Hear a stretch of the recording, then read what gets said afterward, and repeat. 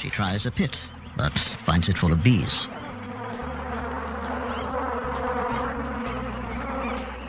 She decides to risk the pool. In heat like this, the bees need water too. Lions can go without water for a long time, but this one is a nursing mother. She must drink.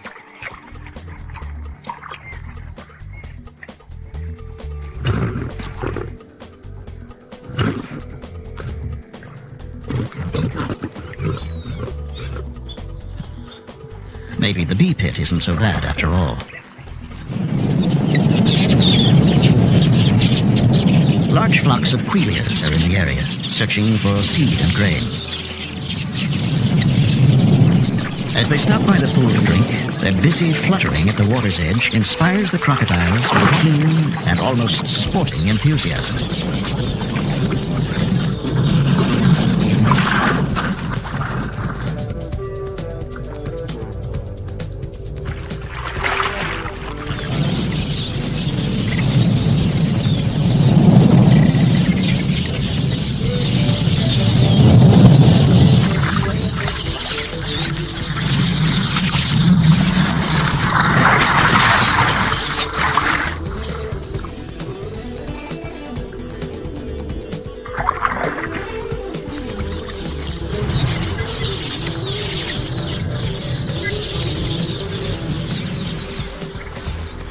The monitor lizard is the scourge of both ground-nesting birds and the egg-laying crocodiles.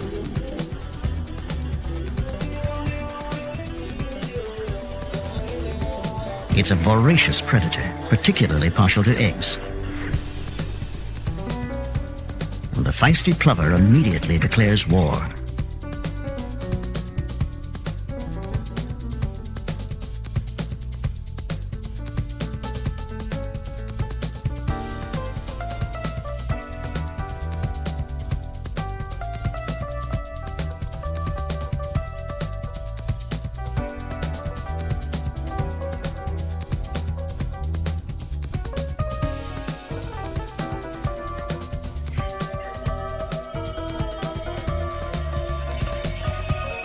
During the heat of the day, the sand becomes unbearably hot and burns the skin between the impala's hooves.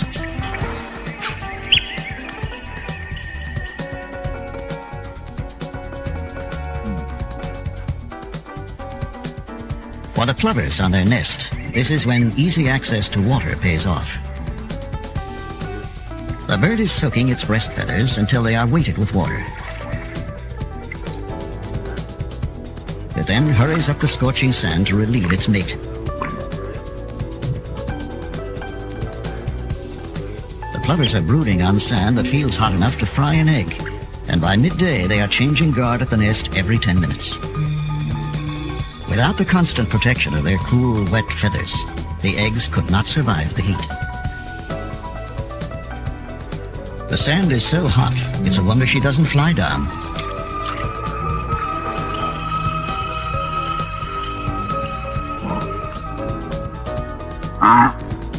These buffalo have just one thing in mind. Their usual watering places are dry now, and they've had a long, hot journey to get here.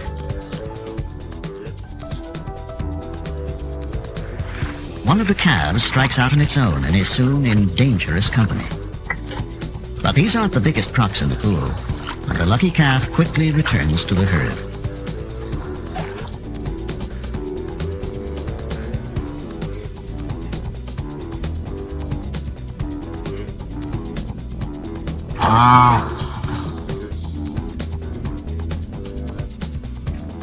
The croc's intentions are clear enough, but before they can find a small enough victim, the buffalo decide it's time to leave.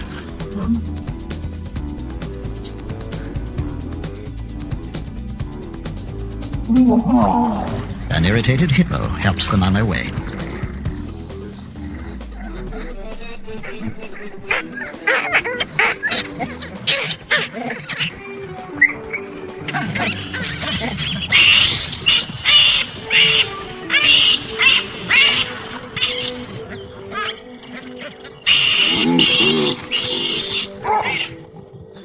The drought and heat are now so severe that some animals with small young cannot supply enough milk, and thirsty youngsters follow their mothers to water before they're weaned, or wise enough to know how to drink.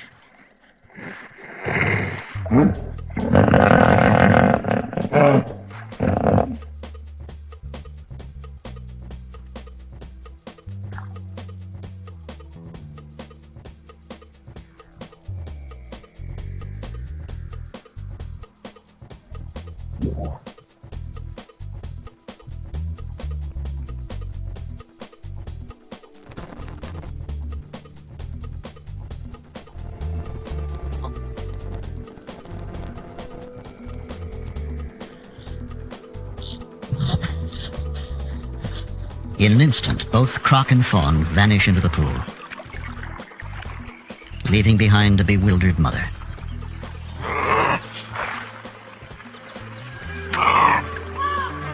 Somewhere under the surface of the pool, the crocodile lies low with its prey, waiting for an opportune moment to eat without having to share.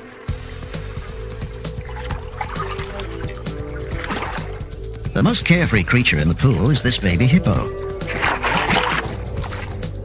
She frolics around her mother in that special state that belongs to all young things.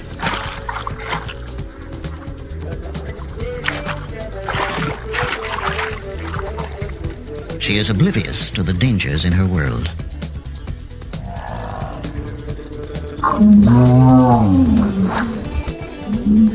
The pool is steadily shrinking and is already too small for so many animals.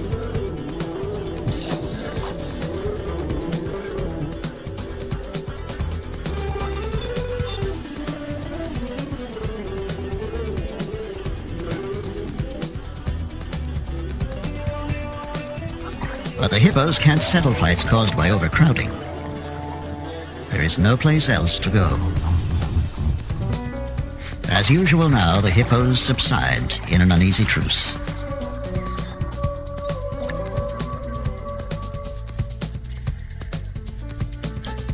Subdued by the day's heat and temporarily at peace, the baboons relax around the pool.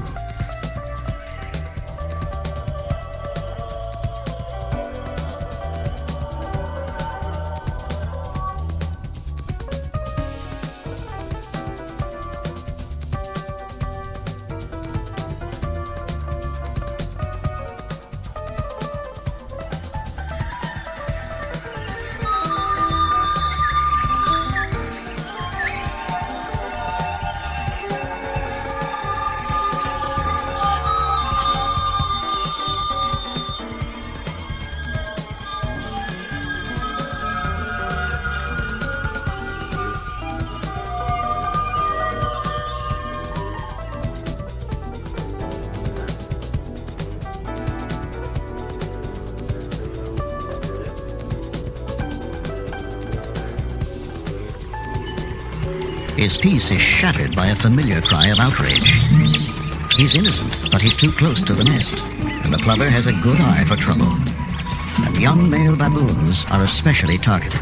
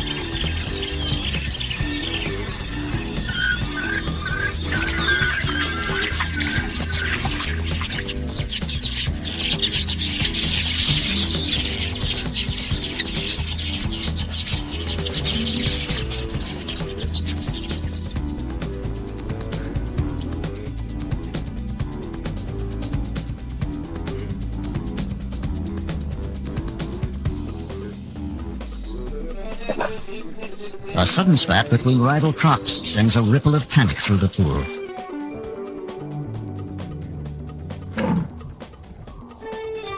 It's small wonder that the plovers are having trouble.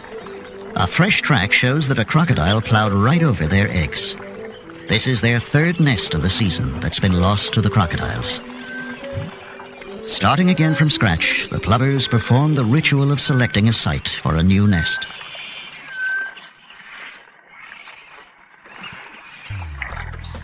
The baby hippo is exploring her world. The restraint of the crocodile seems out of character. But with 2 tons of devoted mother nearby, she's free to treat crocodiles with the same bold familiarity as the adult hippos do.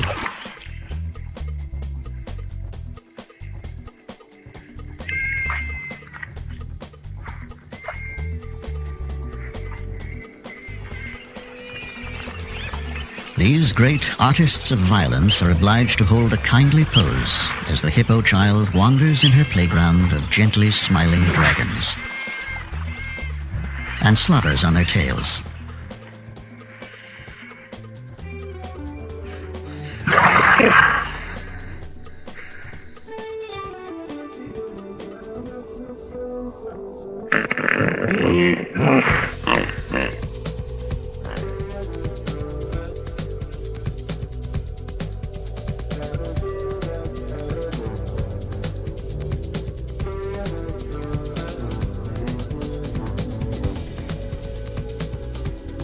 A yellow-billed kite checks the pool for an easy meal and sights a dead fish.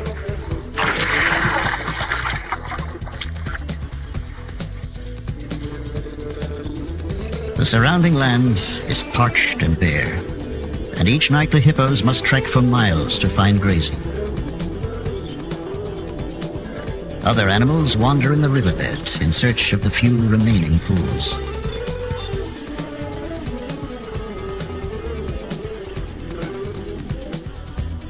But most now are little more than reeking mud wallows, full of dead and dying fish.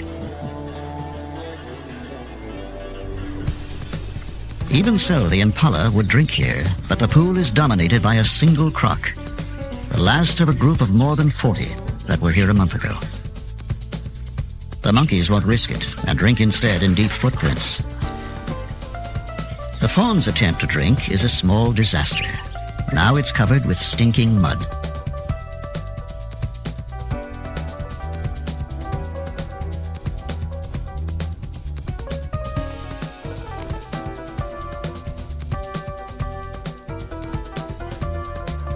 The mother sniffs her offspring but doesn't recognize it in this foul disguise.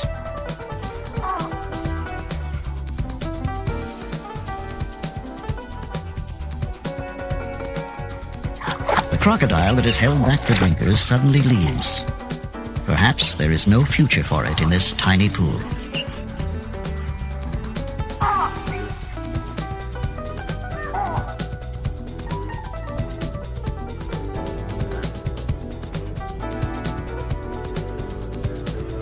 The mother has made up her mind. This is not the sweet-smelling youngster she came with. But the fawn knows better.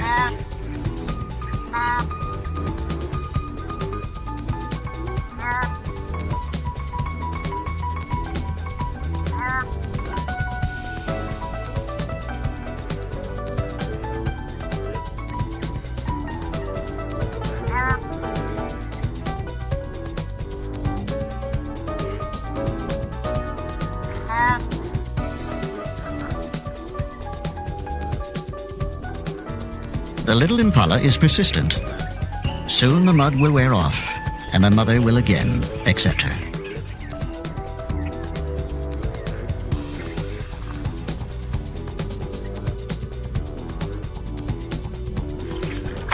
The crocodile reappears, covered in fresh red earth.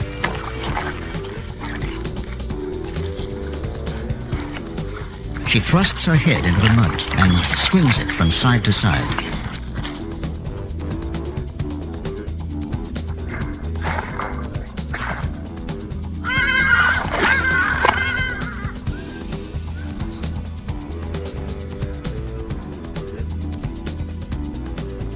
At first, her peculiar behavior is a puzzle, and then her secret is revealed.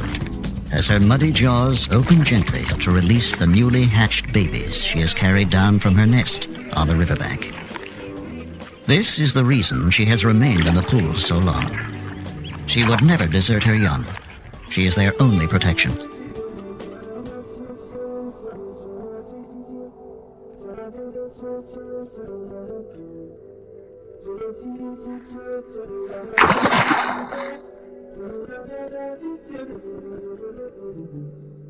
But between predators and the thick mud, there is no chance for the little crocs.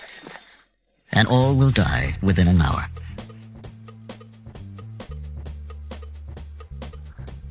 Back in the big pool, crocodiles writhe and heave over another carcass. And once again, hippos are amidst the frenzy. There's nothing for them to eat, yet something attracts them here.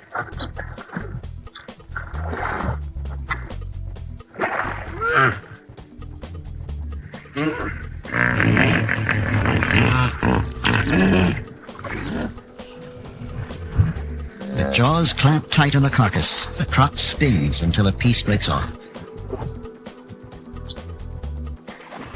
The hippos seem content to gently interrupt the spinning crocs from time to time, but no one knows why they attend these terrible feasts.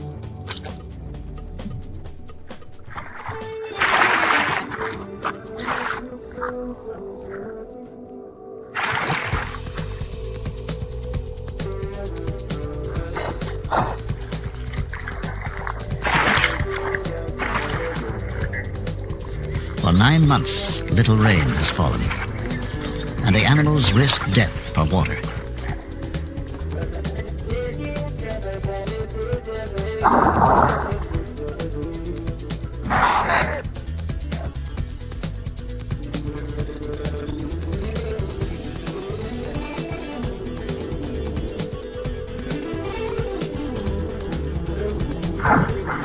Whoa! The hippo's calm is disturbed by the violent arrival of the croc's latest victim. For this one, there will be no lucky escape.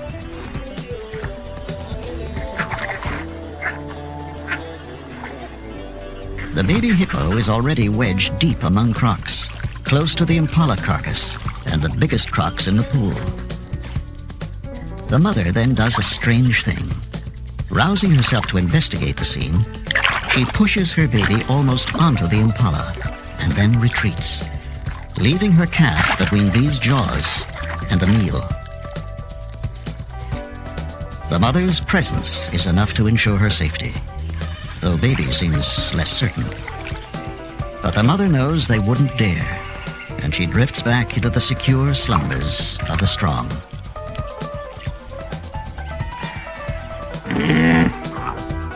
The pool has become so dangerous that most animals prefer to drink from the pits.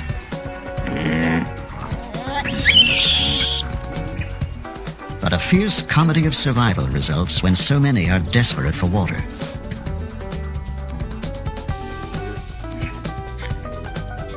Large male baboons commandeer the pits and drink every mouthful of water that seeps in.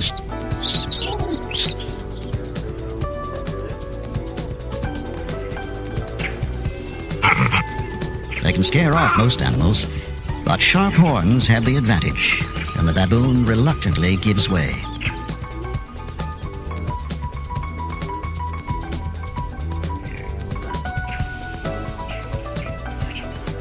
Competition at the pits is so fierce that those that can't cope with a big baboon have to take their chances at the pool. A nursing mother must have water, but she takes a terrible risk to get it.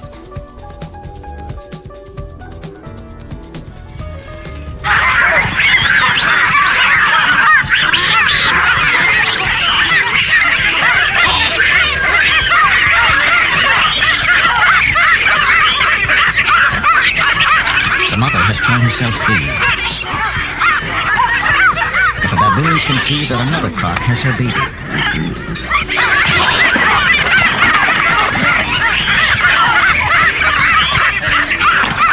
The croc will lose its prize to the others, unless it leaves the pool. But when it does, a big baboon is waiting.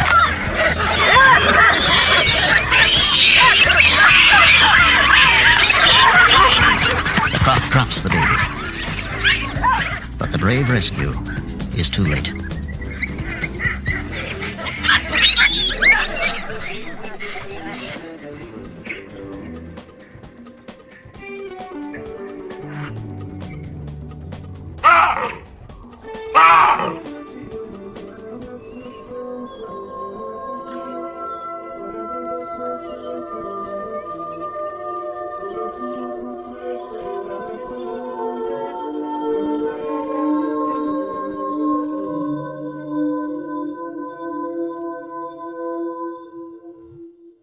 The drought continues. It has become the worst in living memory.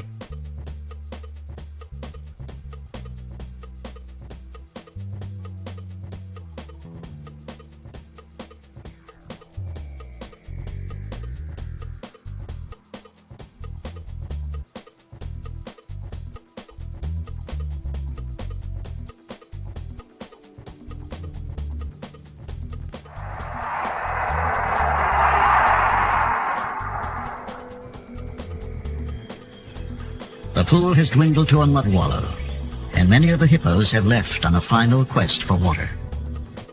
But for an increasing crowd of animals, their only chance of salvation lies here. For the plovers, no eggs have survived these cruel and chaotic conditions. Every day, an assembly of desperate animals gathers around the pool.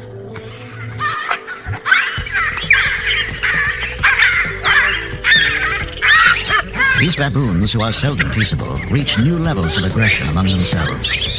Even mothers with small babies do not escape the brutal bullying.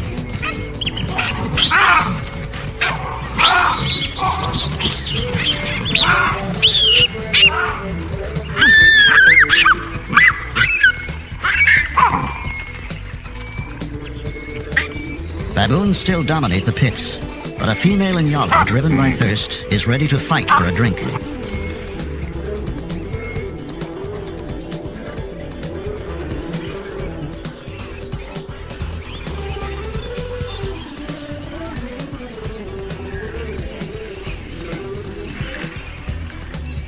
Each day now, a few baboons appear with blood on their hands. Their victims are impala fawns. Some are orphans of the drought, others only temporarily lost and alone. Trusting and totally defenseless, they are easy prey for a strong male baboon.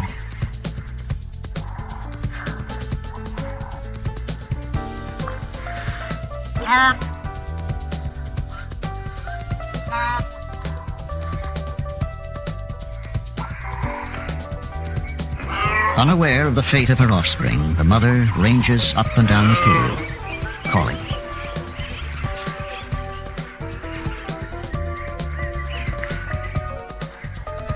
A hungry warthog roots around for choice pieces of rotting catfish, while a kudu, heedless of the crocs, drinks the mud.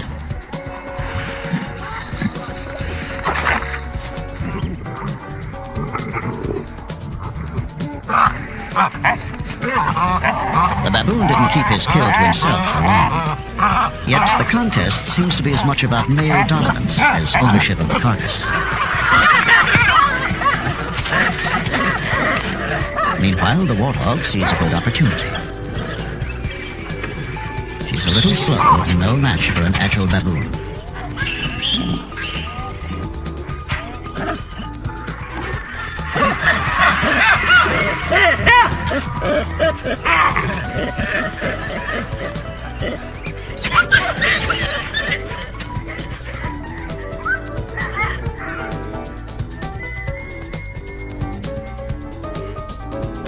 As their pool dives around them, the hippos and crocs lie marooned in the mud like creatures made of clay, half-formed and waiting for their creator to complete them.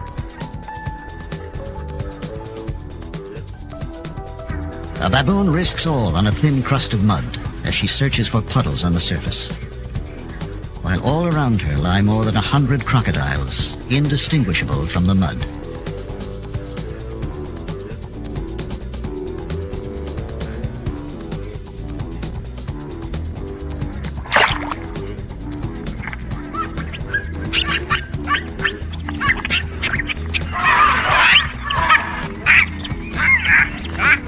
The mother is brave, but the life and death struggle is between these two. If baboons have nightmares, this is surely one of them.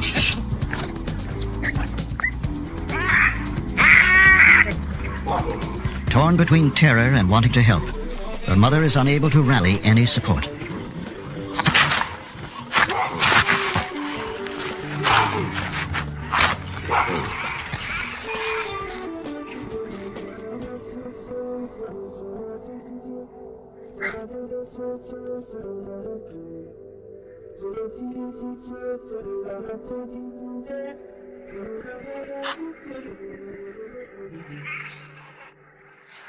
She has escaped with muddy legs, a sore face, and possibly a haunting memory.